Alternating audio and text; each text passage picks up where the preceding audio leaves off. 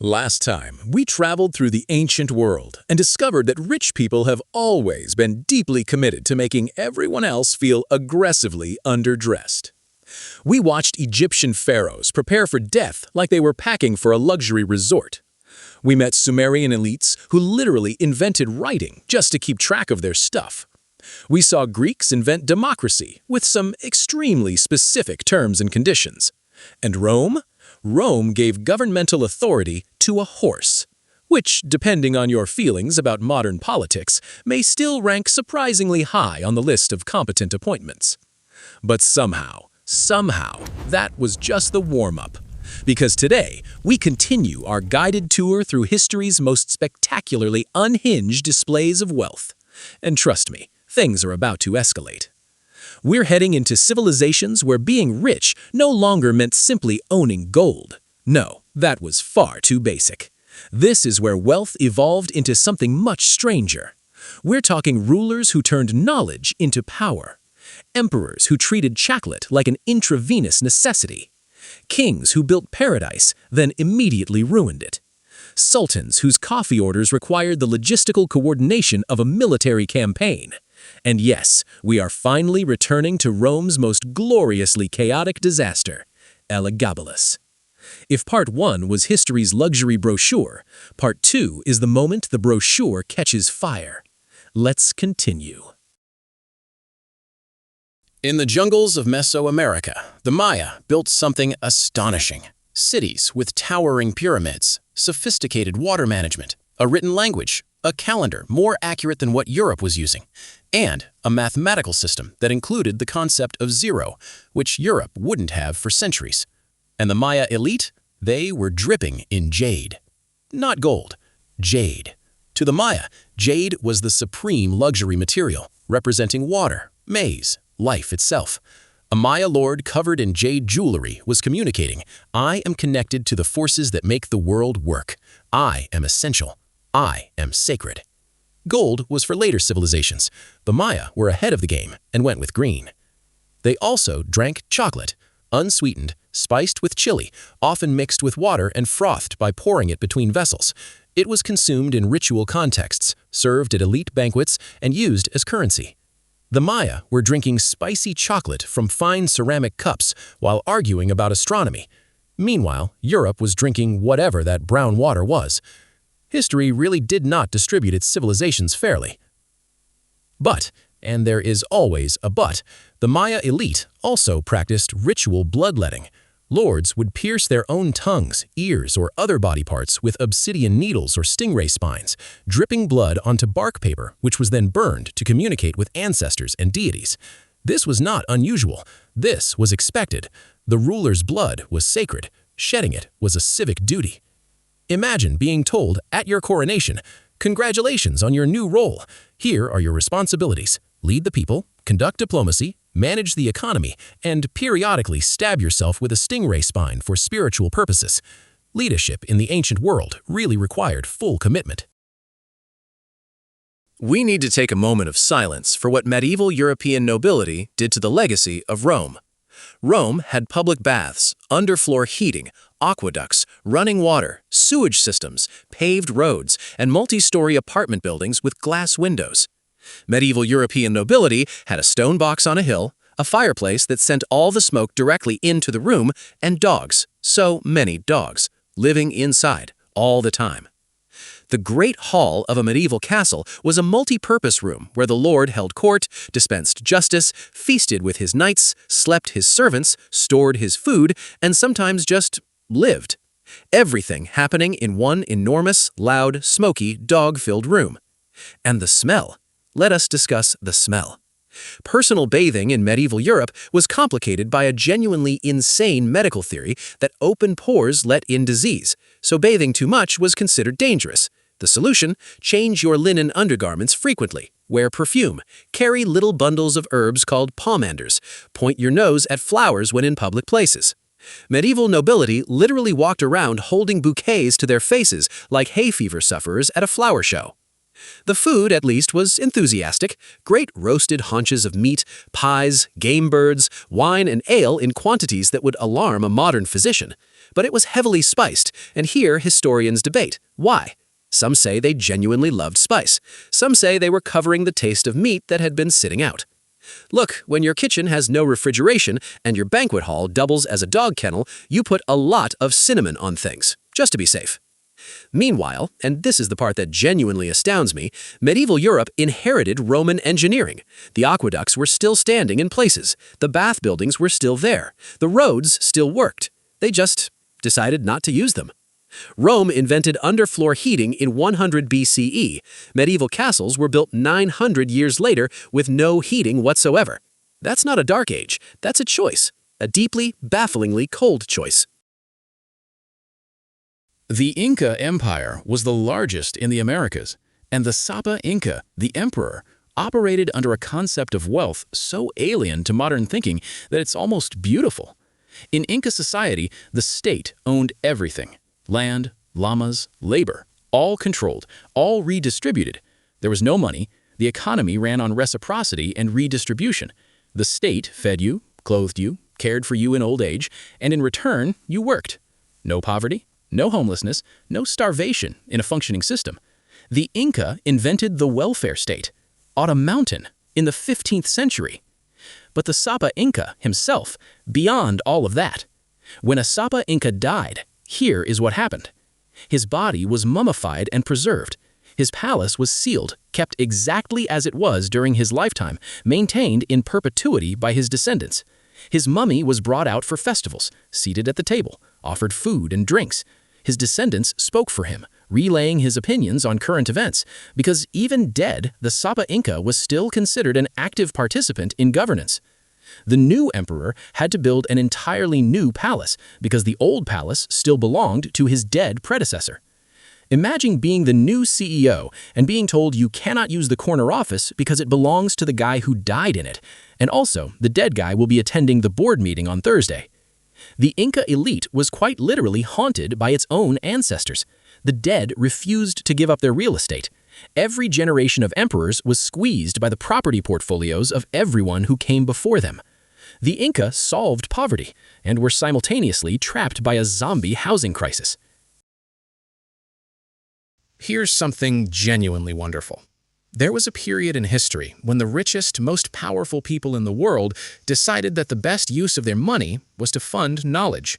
The Abbasid Caliphate, Baghdad, 8th to 13th centuries. The caliph's court in Baghdad was the intellectual center of the world. The wealthy didn't just build palaces, they built libraries. They funded translation houses where scholars rendered Greek, Indian, Persian, and Chinese texts into Arabic. They hired mathematicians, astronomers, physicians, philosophers, and poets. Al-Khwarizmi invented algebra, funded by the caliph's patronage. The word algorithm comes from his name. The word algebra comes from the title of his book. This man, supported by Islamic Golden Age wealth, gave us the mathematical foundation of every computer, phone, and digital system in the modern world.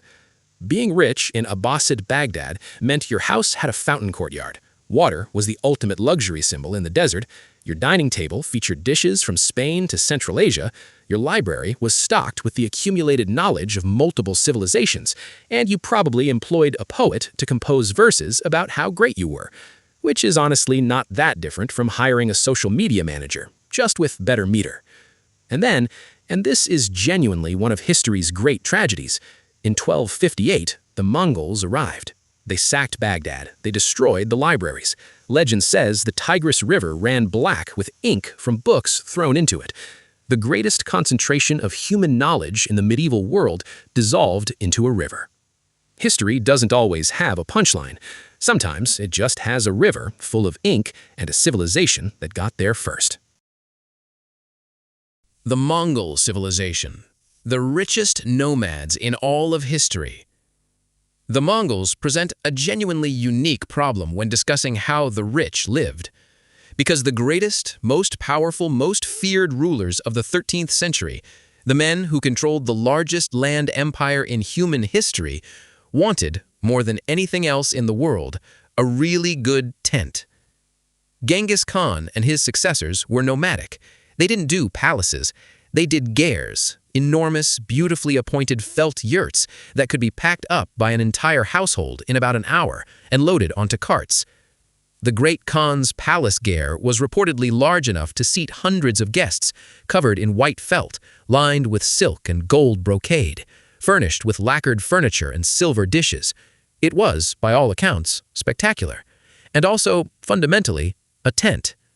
The richest man in the world, living in a tent. By choice. Because that was his culture and his identity, and, honestly, it worked. The Mongols conquered everything they pointed at.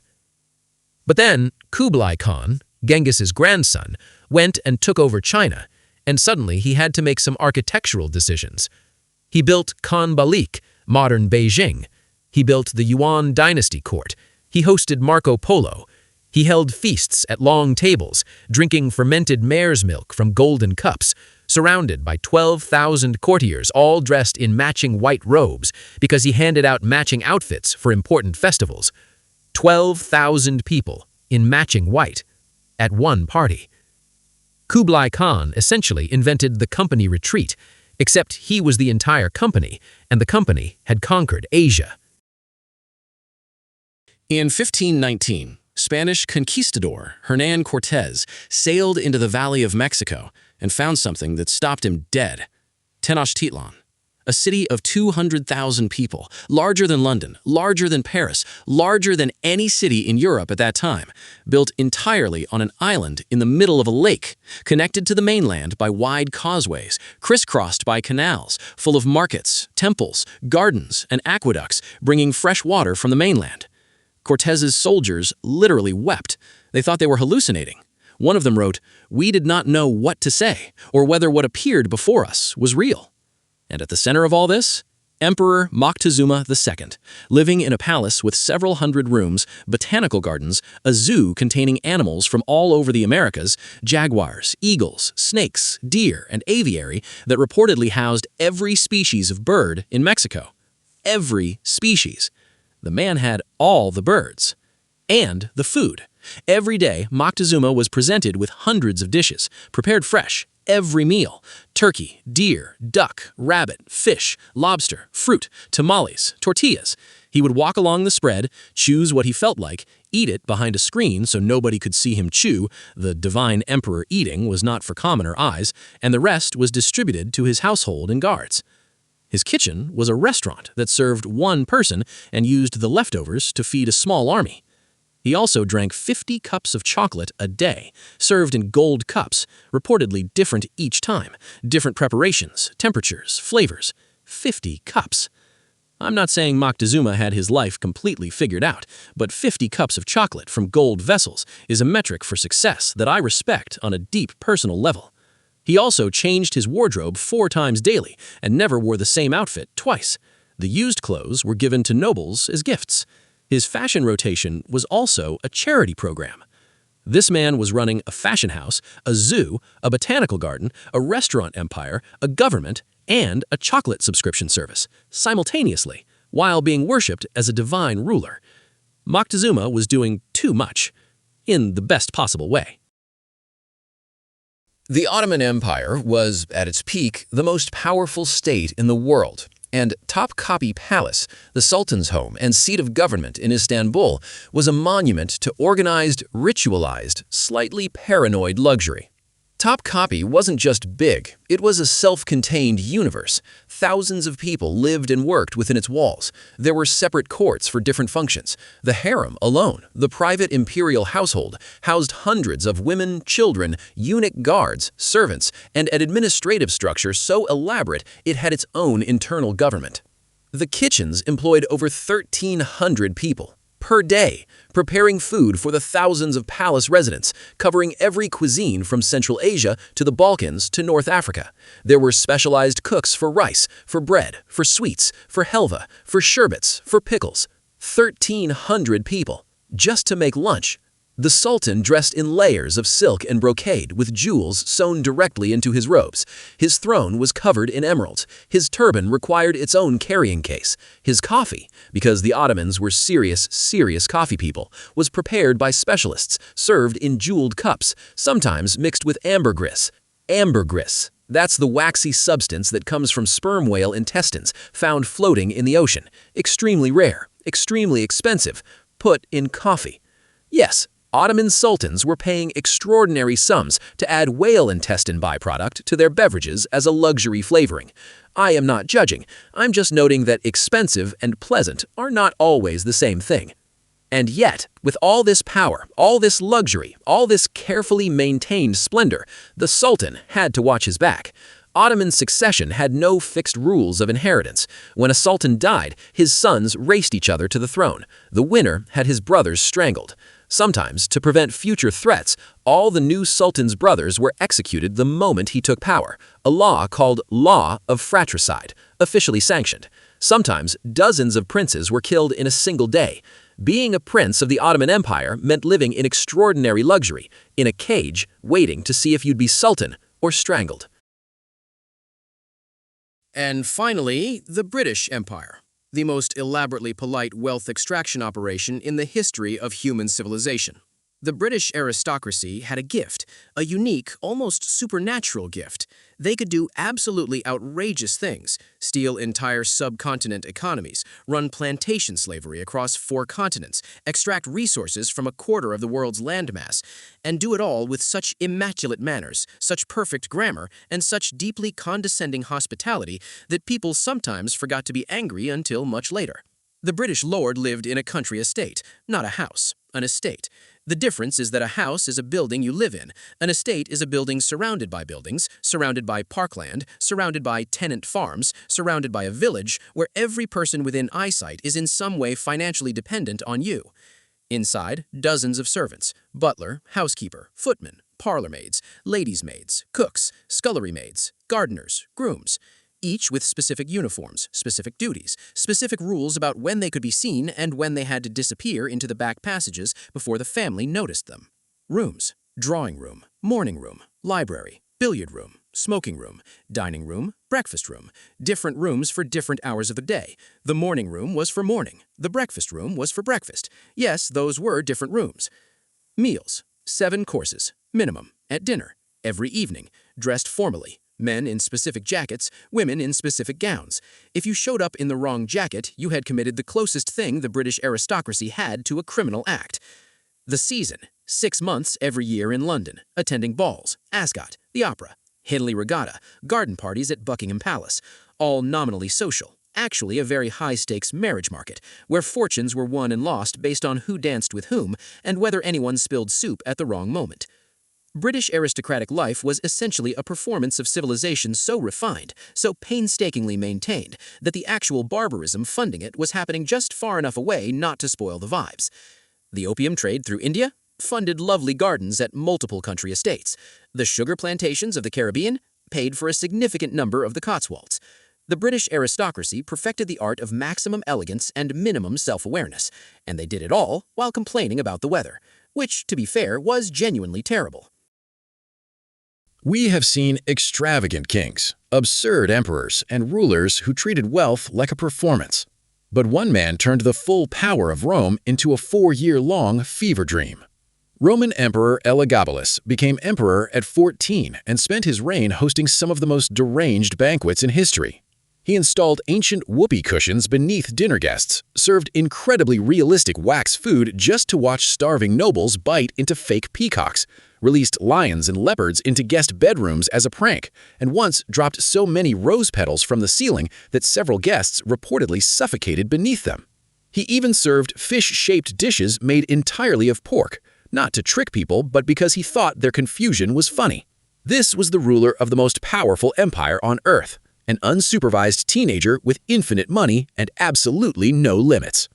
Eventually, the Praetorian Guard had enough. They killed him, dragged his body through Rome, and threw it into the Tiber River. Rome truly was the civilization that tried everything at least once. So, here we are. From pyramids to palaces, from jade kings to chocolate emperors, we've seen one thing clearly. Wealth changes form, but human behavior? Not so much. Across history, the rich have always chased meaning through power, luxury, and spectacle.